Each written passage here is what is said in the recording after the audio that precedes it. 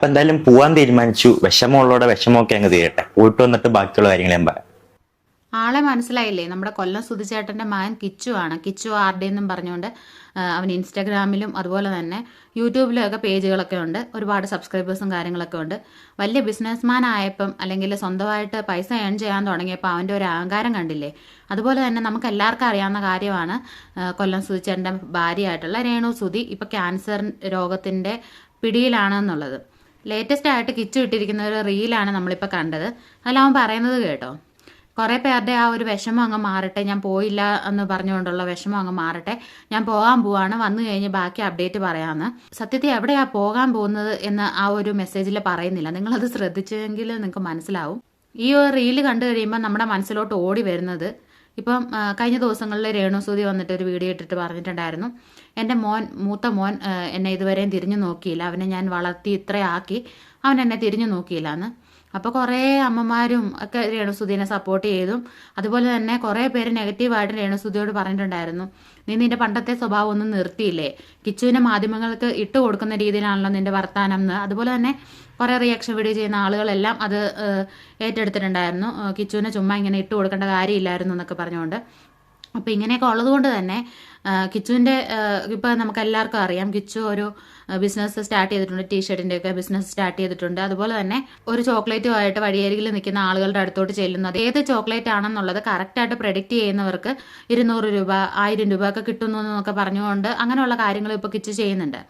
അങ്ങനെ ഓരോ രീതിയിലും കിച്ചു വളർന്നു വരുവാണ്. അതുപോലെ തന്നെ പാട്ടുകളൊക്കെ പാടിയുള്ള റീൽസൊക്കെ കിച്ചു ഇടുന്ന സമയത്ത് ഒരുപാട് പേര് കമൻറ്റ് ചെയ്യുന്നത് ഞാൻ കാണുന്നുണ്ട്. അതായത് കിച്ചു വലിയ ഉയരങ്ങളിലെത്തും, അച്ഛനെ പോലെ അറിയപ്പെടുന്ന ആളാകും എന്നൊക്കെ പറഞ്ഞുകൊണ്ട്. ഇങ്ങനത്തെ റീൽസും കാര്യങ്ങളും കിച്ചു ഷെയർ ചെയ്യുന്ന സമയത്ത് ഇപ്പോൾ രേണുവിന് ക്യാൻസർ സ്ഥിരീകരിച്ചതിന് ശേഷം ഒരുപാട് സ്ത്രീകൾ അല്ലെങ്കിൽ രേണുവിനെ ഇത്രയും നാൾ വെറുത്തുകൊണ്ടിരുന്നവർ പോലും രേണുവിനോട് ഇപ്പോൾ എല്ലാവർക്കും സ്നേഹമാണ്. അപ്പം ഇങ്ങനെ ഒരു അസുഖം എന്ന് പറയുമ്പോൾ അത്രയും നാൾ അവർ ചെയ്ത് കാര്യങ്ങളെല്ലാം അങ്ങോട്ട് നമ്മൾ മറക്കും. അപ്പോഴത്തേനും അവർ കിച്ചുവിൻ്റെ ആ ഒരു കമൻറ്റ് ബോക്സിൽ ചെന്നിട്ട് നീ അമ്മേനെ പോയി കാണണം, അതെല്ലാം മറക്കണം, ഇപ്പോൾ ഒരു രോഗിയാണല്ലോ നീ പോയി കാണണം, ഇങ്ങനെയുള്ള ഉപദേശങ്ങൾ അല്ലെങ്കിൽ ഇങ്ങനെയുള്ള കാര്യങ്ങൾ അങ്ങ് പറയുകയാണ്.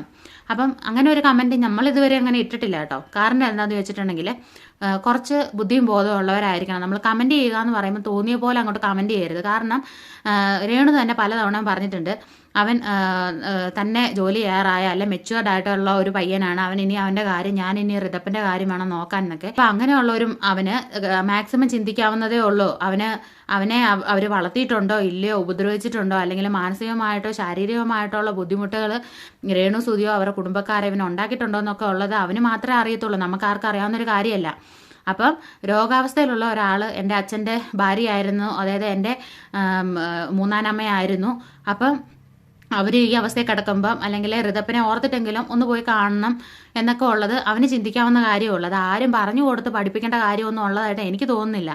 അതുകൊണ്ടൊക്കെ തന്നെ നമ്മൾ ഇതിനെപ്പറ്റി ഒന്നും കമൻറ്റ് ഇടാനൊന്നും പോയിട്ടില്ല. അവരായി അവരുടെ ഫാമിലിയുടെ കാര്യമായി. അപ്പോഴത്തേനും നിങ്ങൾ കമൻറ്റ് ഇടുന്ന ഓരോരുത്തരും അതിനെപ്പറ്റി ഒന്ന് ചിന്തിക്കുക. അപ്പം രേണു സുധി ഇത്രയും നാൾ, അതായത് നമുക്ക് എല്ലാവർക്കും അറിയാം, അറിയപ്പെടുന്ന ഒരു കലാകാരനായിരുന്നു സുധി എന്നുള്ളത്. അപ്പം കൊല്ലം സുധി. അപ്പം ആ കൊല്ലം സുധിയുടെ പേര് എത്രത്തോളം മോശമാക്കാവോ അത്രത്തോളം ഈ രേണു സുധി മോശമാക്കിയിട്ടുണ്ട്. അപ്പം കൊല്ലം സുധിയുടെ മകനായിട്ടുള്ള കിച്ചുവിനെ അത് എത്രത്തോളം വിഷമം ഉണ്ടാക്കിയിട്ടുണ്ട്, ബാധിച്ചിട്ടുണ്ടോ എന്നുള്ളതൊന്നും നമുക്ക് ചിന്തിച്ചു പോലും നോക്കാൻ പറ്റുന്ന കാര്യങ്ങളല്ല. പിന്നെ ഒരു അമ്മ ചെയ്യേണ്ട പ്രവൃത്തിയാണ് സമൂഹ മാധ്യമങ്ങളിൽ വന്ന് രേണുസുതി കാണിച്ചു കൂട്ടിയെന്ന് നമുക്ക് ന്യായീകരിക്കാനായിട്ട് പറ്റത്തില്ല. പിന്നെ കർമ്മ എന്നുണ്ട്, പിന്നെ ക്യാൻസർ വന്നത് രേണുസുതിയുടെ പ്രവൃത്തി കൊണ്ടാണ്, അങ്ങനെയൊന്നും ഞാൻ പറയുന്നില്ല. കുഞ്ഞു കുട്ടികൾക്ക് പോലും ഇത് വരാറുണ്ട്. പക്ഷേ രേണുസുതി കാണിച്ചു കൂട്ടിയതിനെ ഒരിക്കലും ന്യായീകരിക്കാനൊന്നും പറ്റത്തില്ല. ചിലപ്പോൾ അവന് അത് അക്സെപ്റ്റ് ചെയ്യാൻ പറ്റുന്നുണ്ടായിരിക്കത്തില്ല. അതുപോലെ തന്നെ ഇവരുടെ ഫാമിലി ഇഷ്യൂസിനെ പറ്റി നമുക്കറിയത്തില്ല. പിന്നെ പ്രധാനമായിട്ട് നമ്മൾ ചിന്തിക്കേണ്ട ഒരു കാര്യം, കിച്ചു വന്ന് ഇങ്ങനെ ഒരു റീലിട്ടു, ആ റീലിൻ്റെ പിന്നാമ്പുറത്തെ സത്യങ്ങൾ നമ്മൾ മനസ്സിലാക്കണമല്ലോ. അവൻ സത്യം പറഞ്ഞ രേണുസുതിനെ കാണാൻ പോകുന്നതിന് വേണ്ടിയാണ് ഇങ്ങനെ പറഞ്ഞത് എന്ന് നമുക്ക് എങ്ങനെ മനസ്സിലാക്കുകയാണെങ്കിൽ ഈ ചോക്ലേറ്റ് ഓരോ സ്ഥലങ്ങളിൽ പോയി അത് കാണിച്ചിട്ട് ഓരോ റീൽസും കാര്യങ്ങളൊക്കെ കിച്ചു ഇടുന്നുണ്ട്. അങ്ങനെ ചിലപ്പം കമൻറ്റ് ബോക്സിൽ ആരെങ്കിലും ഇന്ന സ്ഥലത്തോട്ട് വന്നില്ലല്ലോ കിച്ചു അവിടെ വാ എന്നൊക്കെ പറയുന്നുണ്ടായിരിക്കും. അതുകൊണ്ടായിരിക്കും നിങ്ങളുടെ വിഷമം മാറട്ടെ ഞാൻ അങ്ങോട്ട് വരുവാണെന്നൊക്കെ പറഞ്ഞത്. ഇനി അങ്ങനെ ആവണമെന്നില്ലേ? അതല്ല, രേണുസുതിനെ കാണുന്ന കാര്യം തന്നെ ആണെങ്കിൽ പോലും ഇത്രയും ദിവസം അമ്മേനെ പോയി ഒന്ന് കാണണം കിച്ചു എന്ന് പറഞ്ഞുകൊണ്ടിരുന്ന ആളുകളൊക്കെ തന്നെയാണ് കിച്ചുവിൻ്റെ ഈ ഒരു വീഡിയോ കണ്ടപ്പോഴത്തേനും അങ്ങ് ട്രിഗേർഡ് ആയിട്ട് അവനെ വളരെ മോശം പറയുന്നു, തെറി വിളിക്കുന്നു. നിങ്ങൾക്ക് ആ കമൻറ്റ് സെക്ഷൻ എടുത്ത് പോയാൽ 4500ഓളം കമൻ്റ് ഉണ്ട് ആ ഒരു വീഡിയോയ്ക്കകത്ത്. അത്രയും ഒന്ന് കുറച്ച് കമൻ്റ് ഒഴികെ ബാക്കി എല്ലാം നെഗറ്റീവായിട്ടാണ് വന്നേക്കുന്നത്. പിന്നെ കിച്ചു ആണെങ്കിലും ഒരു കാര്യം വന്ന് റീൽസിൽ പറയുന്ന സമയത്ത് തൊട്ടും തൊടാതെയുള്ള കാര്യങ്ങൾ വന്ന് പറഞ്ഞാൽ ഇതേപോലത്തെ കാര്യങ്ങൾ കേൾക്കേണ്ടി വരും. അത് വേറൊരു കാര്യം. നിങ്ങൾ ഒന്ന് ഓർക്കണം, 15ാമത്തെ വയസ്സിലാണ് രേണുസുതിക്ക് ബ്രസ്റ്റിൽ ഒരു മുഴ കണ്ടത്. അവരുടെ ഇത്രയും പ്രായത്തിനിടയ്ക്ക് അത് ഗൗരവമായിട്ട് കാണാതെ പൈസ ഉണ്ടാക്കണം അല്ലെങ്കിൽ തുള്ളിച്ചാടി കോലം കെട്ടി നടക്കണം എന്ന് കരുതിക്കൊണ്ട് ഇത്രയും നാൾ നടന്ന സമയത്ത് സ്വന്തം ശരീരത്തെ നോക്കാനോ അല്ലെങ്കിൽ അതിന് ആ മുഴ എന്തുകൊണ്ടായിരിക്കും ഒന്ന് ട്രീറ്റ്മെൻറ്റ് ചെയ്യാൻ രേണുസുതിക്ക് തോന്നിയില്ല. ഇത്രയും ഗൗരവമാകേണ്ട ഒരു സ്ഥിതി അത് വന്നത് അവരൊറ്റൊരാൾ കാരണം കൊണ്ട് തന്നെയാണ്. രേണുസുതി പറയുന്നുണ്ടായിരുന്നു അവരെ കാണാനായിട്ട് അവരുടെ മകൻ മാത്രം വന്നില്ല, അതായത് കിച്ചു മാത്രം വന്നില്ല, ബാക്കി എല്ലാവരും അറിഞ്ഞും കേട്ടു ഒരുപാട് ആളുകൾ വരികയും അവരെ സഹായിക്കുകയും ചെയ്യുന്നുണ്ടെന്ന്.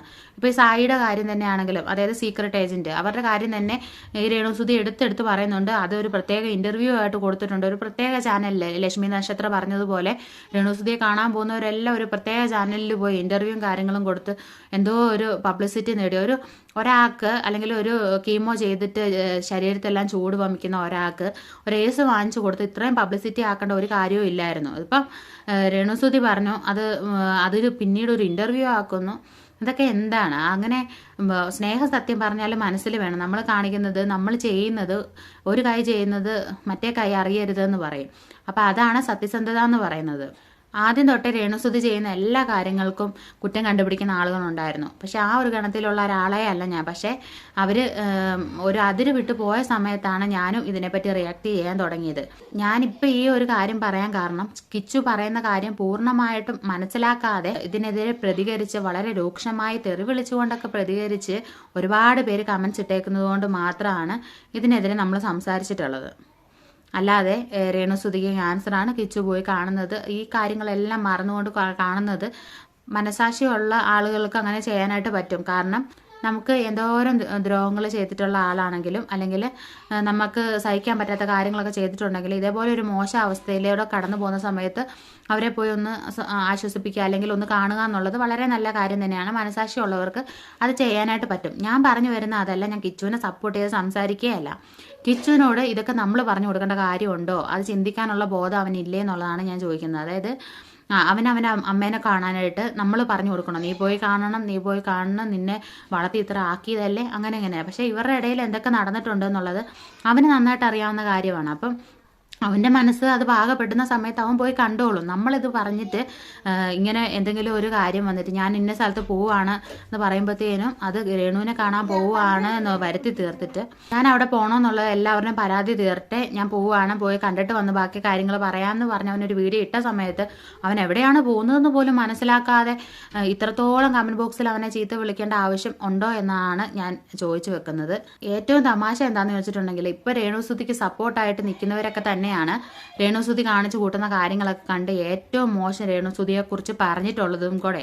പക്ഷെ രേണുസുതിക്ക് അസുഖമാണെന്ന് കണ്ടപ്പോഴത്തേനും എല്ലാവരുടെയും മനസ്സൊക്കെ ഒന്നും മാറി. അത് നല്ല കാര്യം തന്നെയാണ്.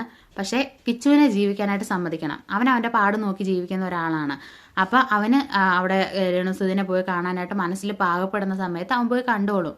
അല്ലാതെ നമ്മൾ ചെന്നിട്ട് അങ്ങനെ നീ ഒരു മകനാണോ അങ്ങനെയാണോ ഒരു വളർന്നു വരുന്ന ഒരു ചെറുപ്പക്കാരനെ പ്രാഗി അവന് തെറിയും വിളിച്ച് ഇതിൻ്റെയൊക്കെ ഓരോ ആവശ്യവും സത്യം പറഞ്ഞാൽ ഇല്ല. അപ്പോൾ ഈ വീഡിയോയെക്കുറിച്ചിട്ടുള്ള നിങ്ങളുടെ അഭിപ്രായങ്ങൾ വീഡിയോയ്ക്ക് താഴെ എന്തായാലും കമൻറ്റ് ചെയ്യുക.